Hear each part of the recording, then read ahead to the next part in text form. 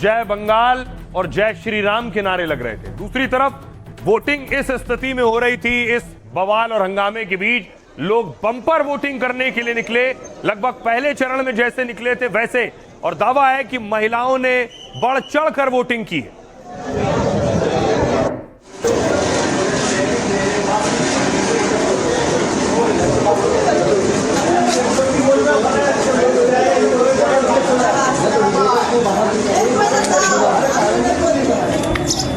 भाई आपको बताऊं बंगाल में कहां कितनी वोटिंग हुई है। नॉर्थ 24 परगना में 80%, 80.7% वोटिंग हुई थी 2021 में। 5 साल बाद 89.74% वोटिंग, लगभग 9% वोटिंग ज्यादा हुई। अगला देखिए जरा, अगला जिला कौन सा है? साउथ 24 परगना 82.91% वोटिंग हुई थी यहां, और इस बार हुई है 89.57% वोटिंग। हुगली में देखिए 84% वोटिंग हुई थी 5 साल पहले, और अभी 90% क्रॉस कर गया है हुगली वोटिंग में, 6% ज्यादा। हावड़ा में 80% से ज्यादा वोटिंग हुई थी 21 में, इस बार 89.44% वोटिंग, लगभग 9% ज्यादा मतदान। नॉर्थ कोलकाता में 59.81% वोटिंग हुई थी, और अभी नॉर्थ कोलकाता में 87.77% वोटिंग हुई है। साउथ कोलकाता में 61.98% वोटिंग हुई थी। यहां देखिए जरा 87.16%। अगर आप देखेंगे कोलकाता में बम्पर वोटिंग हुई है, जो 60-70% थी वो 80-90 पहुंच गई। नादिया में देखिए 85% वोटिंग हुई थी, 85.5, और 2026 में अभी 90.28% वोटिंग हुई है। पूर्वी वर्धमान में 86.15% वोट पड़े थे, देखिए वोटों का आंकड़ा कितना बढ़ गया है, 92.46% वोट हुआ है। इन 8 जिलों में वोटिंग हुई। सुनिए जरा इसके बाद सियासतदान क्या कहते हैं। पिछले 6-7 दशक में जो नहीं हुआ, जिसकी कल्पना भी मुश्किल थी, वैसे निर्भीक वातावरण में बंगाल में इस बार वोटिंग हो रहा है। ये देश के संविधान और देश के मजबूत होते लोकतंत्र का पुण्य प्रतीक है। तो लोग कहेंगे लोगों का काम ही कहना, हमारा काम ही करना, और हमारा काम मोस्ट इम्पोर्टेंट है जीतना। तो हम जीत के आ रहे हैं। पहले फेज में तो ये पता ही चल गया है, इसीलिए इतना डेस्परेट हो रहे हैं, और जीत के तो हम ही आ रहे हैं, तो कोई प्रॉब्लम नहीं है। बंगाल में आदरणीय दीदी ऐतिहासिक वोटों से जीतने जा रही हैं। पहली बार देखने को मिल रहा है कि जो एडमिनिस्ट्रेशन है पूरा का पूरा ऊपर से नीचे तक, उसके पैरेलल स्ट्रक्चर तैयार कर दिया सेंट्रल फोर्स का। अब सोचिए जरा कि बंगाल में बम्पर वोटिंग हुई। पहले चरण में 93% थी, इस बार 90% पार है। ये दोनों तस्वीरें फर्स्ट फेज सेकंड फेज की आपको हम दिखा रहे हैं।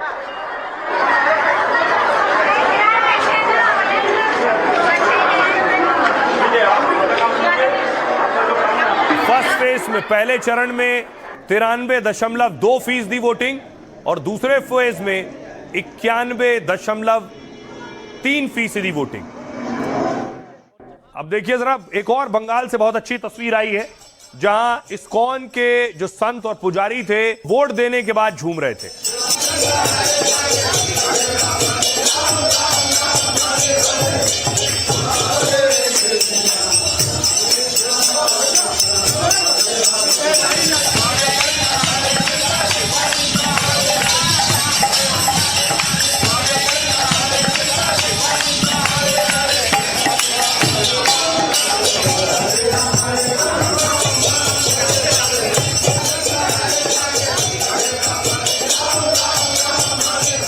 अब आइए आपको बताऊं बंगाल में जो बम्पर वोटिंग हो रही, पहले 93%, अब 91%। इसके बहुत से कारण हैं। क्या क्या कारण है? पहली वजह बताई जा रही है एसआईआर का असर। मतदाता सूची में संशोधन हुआ तो 89 लाख नाम कट गए, 89 लाख, मतलब वोटर लिस्ट से करीब 11% वोटर घट गए। तो क्या एसआईआर से वो नाम हटे हैं जो वोट ही नहीं देते थे? यानी किसी की मृत्यु हो चुकी है, कोई दूसरी जगह शिफ्ट हो गया है, और क्या इसी वजह से वोटिंग प्रतिशत में बंपर उछाल आया है? बीजेपी कह रही है एसआईआर की वजह से असली वोटर ने मतदान किया है, इस वजह से पश्चिम बंगाल में वोटिंग के सारे रिकॉर्ड टूट गए। ममता बनर्जी कह रही है कि एसआईआर के विरोध में बंपर वोटिंग हुई।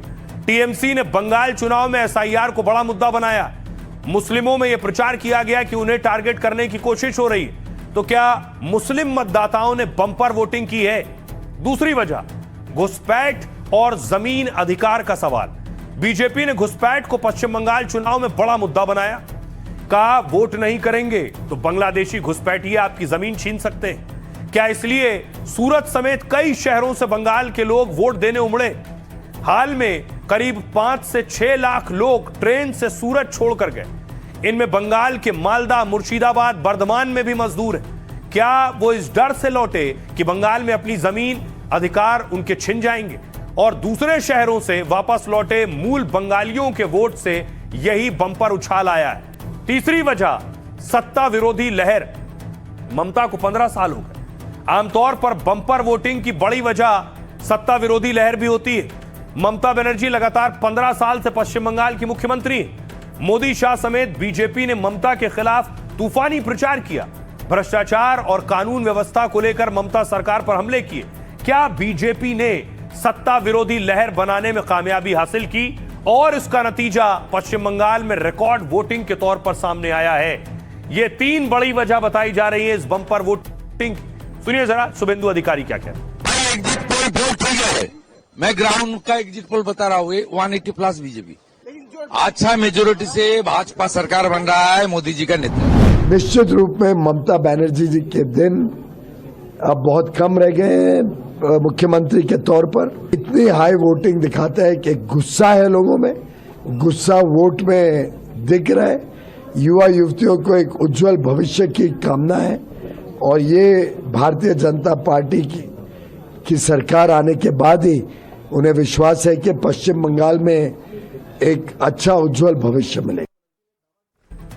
अब देखिए पश्चिम बंगाल में चुनाव खत्म हो गया, वोटिंग संपन्न हो गई है, लेकिन सबसे बड़ी लड़ाई पश्चिम बंगाल में अगर कोई है तो वो है भवानीपुर की लड़ाई। वहां नाक का सवाल भी है। भवानीपुर की लड़ाई शुभेंदु अधिकारी के लिए भी बड़ी है और ममता बनर्जी के लिए भी। शुभेंदु देखिए चुनाव में उतरने से पहले आज उन्होंने हनुमान मंदिर गए और पूजा की।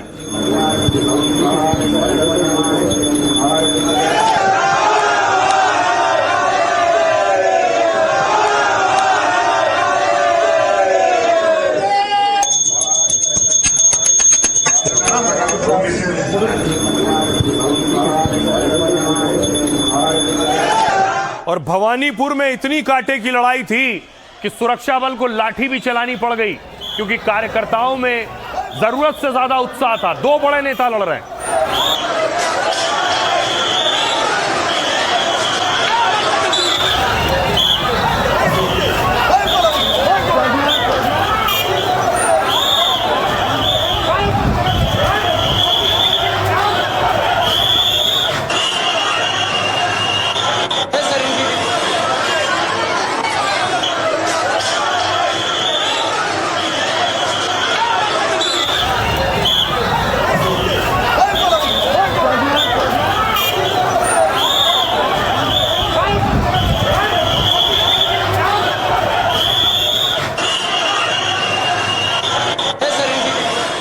अब आइए आपको बताऊं भवानीपुर की जो लड़ाई है, बंगाल में आपने सुना होगा बंगाल टाइगर, तो 2 टाइगर्स के बीच में लड़ाई।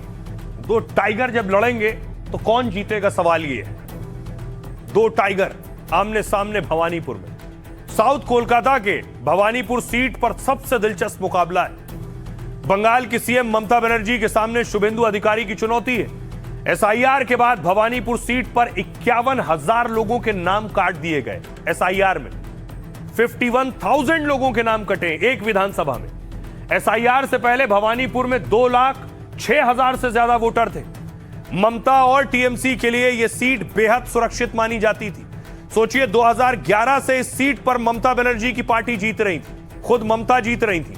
ममता बनर्जी इस सीट से 3 बार चुनाव जीत चुकी हैं। 2011, 2016, 2021 में भी ममता ने यहां से चुनाव जीता। 2021 में ममता को नंदीग्राम सीट से हार का सामना करना पड़ा। तब ममता के करीबी रहे शुभेंदु ने 1956 वोटों से जीत हासिल की थी। हार के बाद ममता बनर्जी को भवानीपुर आना पड़ा, सीट खाली करवाई और वहां से उपचुनाव लड़ा। नंदीग्राम में ममता को हराने के बाद शुभेंदु भवानीपुर में भी उन्हें टक्कर देने पहुंच गए। 26 में शुभेंदु इस बार नंदीग्राम भी लड़ रहे हैं और ममता के खिलाफ भवानीपुर भी लड़ रहे हैं। इस वजह से इस सीट पर सबकी नजरें लगी हुई हैं, इसलिए है ये बड़ी सीट। अब सुनिए जरा, अब किसी नेता को नहीं सुनवाते हैं आप, अब भवानीपुर के लोगों को सुनवाते हैं। वो क्या सोच रहे हैं, वो किसे वोट दे रहे हैं, वो किस मुद्दे पर वोट दे रहे हैं। जो पश्चिम बंगाल के नागरिक है वो जा रहे हैं ईवीएम में बटन टिप रहे हैं और बटन टिपते ही बोल रहे हैं जय श्री राम की ध्वनि लगा के यहाँ पे शुभेंदु अधिकारी जी भवानीपुर में बहुत मत से जीतेंगे। ये यहाँ पे इन लोगों का डर दिखा रहा है। एक लेडी को हराने के लिए सब यहाँ पे आ गए, एक नारी सब। ये दीदी हम लोग का माँ है, दीदी हम लोग का सब कुछ है। विकास का काम अगर आप नहीं करेंगे तो आपको पब्लिक गद्दी से हटा देगी। बांग्ला में एक कहावत है, हम लोग जो विदाई वाला स्लोगन दे रहे हैं, यही बार अपना देखबें आश्चिन राम, बोलो जय श्री राम। क्या लग रहा है ये वाकई हो पाएगा? भवानीपुर के लोग ममता बनर्जी के घर की बेटी जो है उनके खिलाफ वोट डालेंगे? उसको अभी कौन बोलता है घर की बेटी हो? उसको तो कोई नहीं बोलता है घर की बेटी। वो तो बाहर का बांग्लादेश का बेटी है, उसको एक भी वोट नहीं मिलेगा। तो बांग्लादेश का कांटा का लड़ाई है, लेकिन इस कांटा का लड़ाई में धर्म का विजय होगा और शुभेंदु धर्म का पथ पे है। यहाँ तो कुछ भी करके नहीं दिखाया, सब खत्म कर दिया है। न महिला सुखी है, न बच्चे सुखी है, न आदमी लोग सुखी है। धंधा रोजगार पूरा चौपट हो चुका है। ममता तो गया, ममता हार चुके हैं।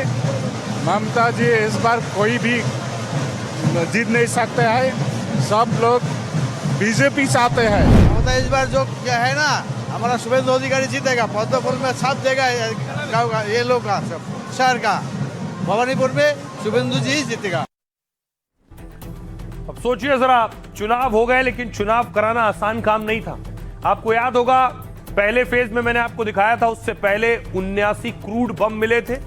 इस बार भी देखिए तैयारी बड़ी थी। अच्छा, ये तस्वीरें आप देख रहे हैं, यही क्रूड बम की तस्वीरें हैं जो फिर जब्त किए गए हैं। यानी इस चुनाव में भी बमबाजी की पूरी तैयारी थी।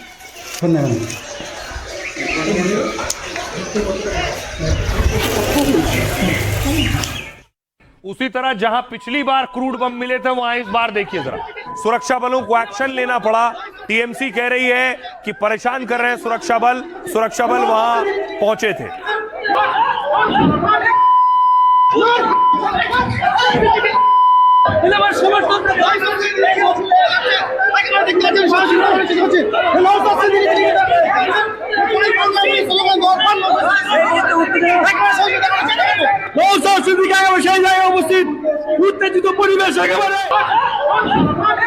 अब सोचिए बंगाल में जो हालात है, ऐसे हालात में सुरक्षा बलों के लिए भी बड़ी चुनौती रही है। सुरक्षा बल पहले ग्राउंड पर जाएं, चुनाव शांतिपूर्ण कराएं और उपद्रवियों से भी निपटें। एक और तस्वीर सामने आई, देखिए जरा, जब सुरक्षा बलों के सामने टीएमसी के कार्यकर्ता थे।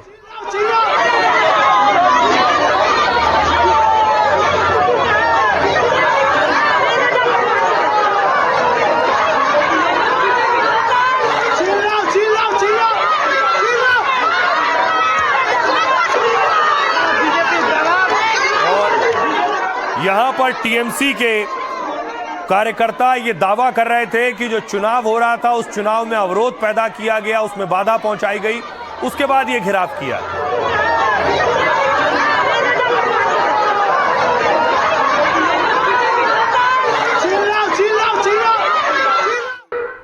अब देखिए जरा, जिन लोगों ने उपद्रव किया है उन्हें खोजा गया। तो देखिए टीएमसी का एक कार्यकर्ता बिस्तर के नीचे से निकला है, बेड के नीचे जाकर छिप गया था कि कोई आकर पकड़ लेगा।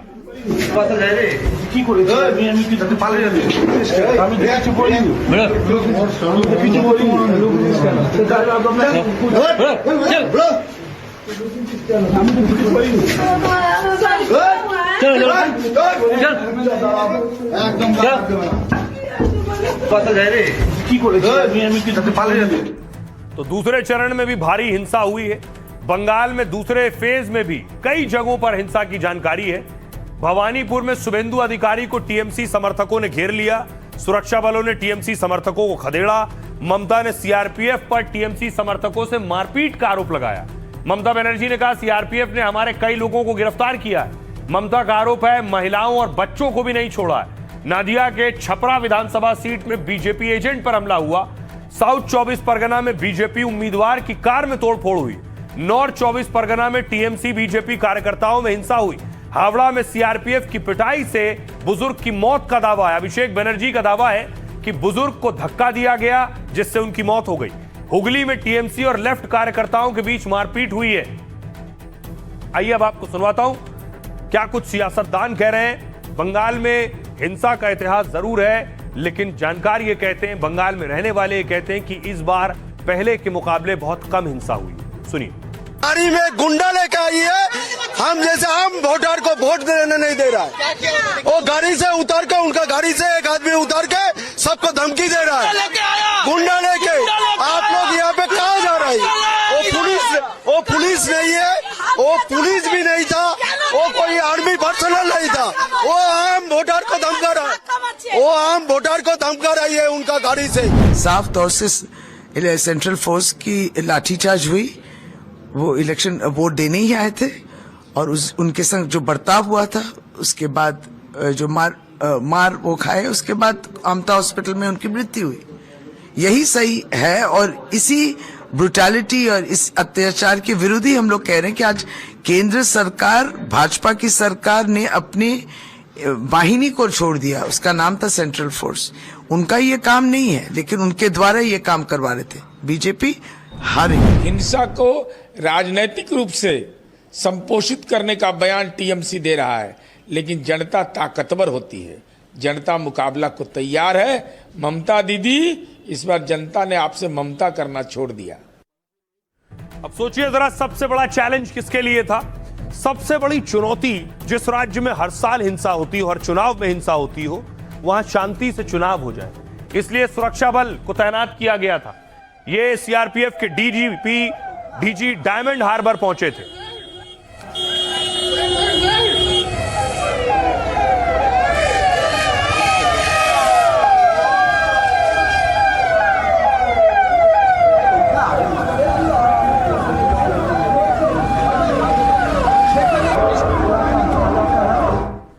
और जहां से अजय पाल बनाम जहांगीर हुआ था, वहां देखिए सुरक्षा बलों ने फाल्टा में आज लाठी चलाई।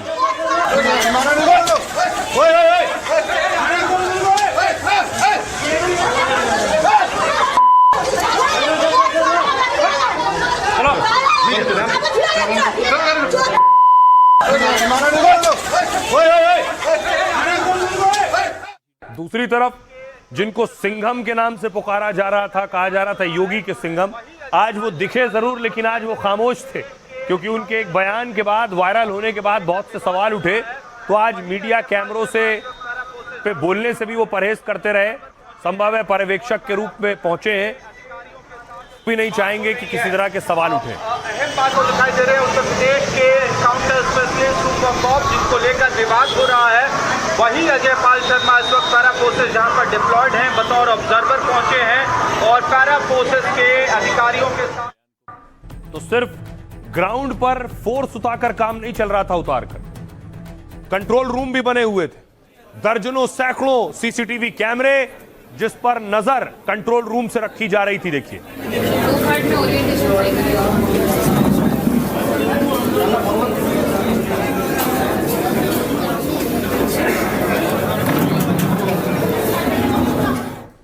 और इतना ही नहीं, देश की सबसे बड़ी जांच agency NIA, national investigating agency को भी तैनात किया गया था पश्चिम बंगाल में।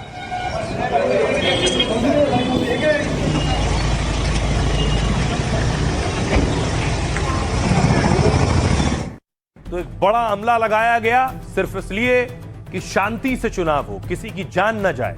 देखिए कौन कौन सी टीम लगाई गई थी। केंद्रीय सुरक्षा बल, पहले चरण में 2407 कंपनी, दूसरे चरण में 2231 कंपनी, 2 लाख से ज्यादा जवानों की तैनाती हुई। पोलिंग बूथों की सख्त निगरानी कर रहे थे। किसी भी तरह की हिंसा पर काबू इनकी जिम्मेदारी थी। सीएपीएफ की 700 कंपनियां वोटिंग के बाद भी तैनात रहेंगी। एनआईए बम के इस्तेमाल की आशंका को देखते हुए तैनाती हुई। विस्फोटक के इस्तेमाल का इनपुट मिला तो जरूरी कदम उठाने के निर्देश दिए गए। बम डिस्पोजल स्क्वाड और डॉग स्क्वाड की तैनाती हुई। विस्फोटक के इस्तेमाल को रोकना, विस्फोटक का पता लगने पर उचित कार्रवाई करना इनका काम था। पश्चिम बंगाल पुलिस करीब 50,000 अधिकारी और जवान तैनात थे। कानून व्यवस्था के सख्ती से पालन की जिम्मेदारी इनकी थी। केंद्रीय पुलिस पर्यवेक्षक पहले चरण में 84, दूसरे चरण में 95 पर्यवेक्षक। हर हाल में सुरक्षा सुनिश्चित करना इनकी जिम्मेदारी थी। इन्होंने संवेदनशील इलाकों पर पैनी नजर रखी है। मोटरसाइकिल दस्ता 160 मोटरसाइकिल, हर मोटरसाइकिल पर 2 जवान ये अंदरूनी गलियों में लगातार गश्त कर रहे थे। साथ ही सीसीटीवी और ड्रोन, हर पोलिंग बूथ पर सीसीटीवी की निगरानी में मतदान हुआ। संवेदनशील इलाकों में ड्रोन का इस्तेमाल किया गया। इस हालात में शांतिपूर्ण तरीके से, शांतिपूर्ण ही कहेंगे इतिहास देखते हुए, कि संपन्न हुए चुनाव। सुनिए सियासतदानों। एक क्या गुंडाराज चल रहा है, देश को बेच दिया। ऐसे वोट कभी होता है? ऐसे कभी वोट नहीं होता है। वोट शांति से होता है। लोकतंत्र डेमोक्रेसी का फेस्टिवल होता है, लेकिन ये तो लोकतंत्र को पूरा बालोटा बजा दिया, पूरा इसको एट्रोसिटीज कर दिया। Intention is very clear that BJP wants that forcefully to rig the election. INS के जो वॉरशिप है और जो रफेल है वो डिप्लॉय करना बाकी है। आप वो भी कर दो। जो चीज आपको बांग्लादेश और पाकिस्तान के खिलाफ करना चाहिए वो आप बंगाल के लोगों के खिलाफ कर रहे हो और हमें बांग्लादेशी बुलाते हो। तो जो भय और भरोसा की बात करता है, भय और आतंक के परिवेश कौन बना रहे बंगाल में वो लोग देख रहे हैं और इसका जवाब लोग। इलेक्शन कमीशन को पहले से ही सख्ती करना पड़ा और आगे भी करना पड़ेगा। मुझे लगता है जहाँ पे ऐसे सेलोटेप जैसी घटनाएं घटी है उसमें इलेक्शन कमीशन डिसीजन लेंगे कि फिर से वोट कराना है नहीं कराना है, तो इलेक्शन कमीशन का प्रेरोगेटिव है। ममता बनर्जी क्या, उनकी पार्टी सड़क में आ जाएगी, चिंता मत करिए। 4 तारीख को रिजल्ट निकलने दीजिए। अभी तो ममता बनर्जी खुद सड़क पर है, 4 तारीख को उनकी पार्टी सड़क पर आ जाएगी। बंगाल में क्या युद्ध घोषणा कर रहे हैं वो? इतना सीआरपीएफ, इतना डीजी इस शहर में जहाँ पर कोई रकम समस्या नहीं हुआ आज तक। ये सब एरिया में कहीं ईटा बाड़ी भी नहीं हुआ।